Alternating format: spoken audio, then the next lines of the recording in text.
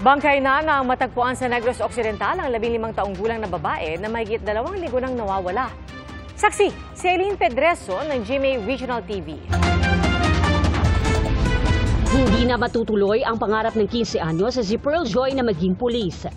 Natagpuan siyang wala ng buhay sa taniman ng tubo sa barangay Cubay, La Carlota City sa Negros Occidental kahapon. Mahigit 2 linggo rin siyang nawala bago nakita. Positibo siyang kinilala ng kanyang ina sa pamamagitan ng suot niyang damit. Anak, kundi ka masudong kabay, banga.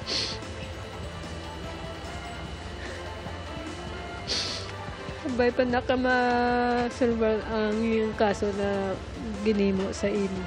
Labis ang hinagpis ni Jennifer sa di inaasahang pagpanaw ng anak. Kwento niya, nakapasok pa sa paaralan ang kanyang anak na isang grade 10 student.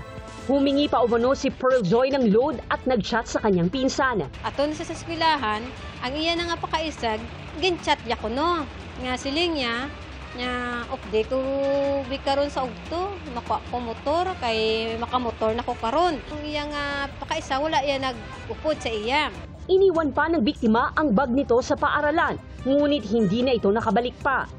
May mga nagsabi sa kanyang ina na nakita umano ito sa crossing ng Abonan sa Barangay Sumag at parang may hinihintay.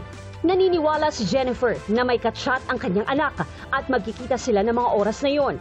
Ayon sa La Carlota City Police, hindi pa matukoy kung saan pinatay ang biktima. Posibleng iniwan lang ito kung saan natagpuan ang kanyang bangkay. Wala kami na recovered. We're hoping na may makita kaming ebidensya. However, hindi din bilang to, sir. Tumutulong na rin ang Bacolod City Police Office sa paghahanap ng CCTV footage at pag-track sa cellphone ng biktima. Isinailalim na sa autopsy ang labi ni Pearl Joy. Tuloy naman ang panawagan para sa hustisya ng kanyang mga naulila. Ang ginhimo niya, dapat bayaran niya man eh. Kay perti na iya kasakit sa hamon na mo. Kasakit gida kaayo ya kay nga ginamo ya gid na iya.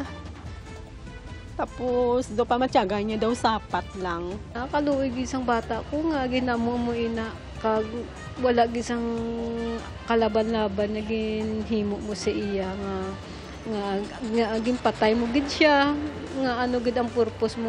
Sa Mangaldan, Pangasinan, kalunos-lunos ang sinapit ng 10 taong gulang na babae matapos umanong gahasain ang kanyang tiyuhin. May concerned citizen umanong nag-report sa barangay matapos makita ang batang biktima na duguan sa maselang bahagi ng kanyang katawan. Nakarating din po yan, so in-interview rin po namin yan. So yan po ang masasabi ko rin na yung according doon sa concerned citizen na yan, na na-rape po yung bata. So, yung bata po na isugod po sa ospital. Pinaghanap ng pulisya ang at-large na sospek. Hinihintay pa ang resulta ng medico-legal ng biktima. Para sa GMA Integrated News, ako sa Eileen Pedreso ng GMA Regional TV, ang inyong saksi. Mga kapuso, sama-sama tayong maging saksi. Mag-subscribe sa GMA Integrated News sa YouTube at para sa mga kapuso abroad, samahan niyo kami sa GMA Pinoy TV at sa www.gmanews.tv.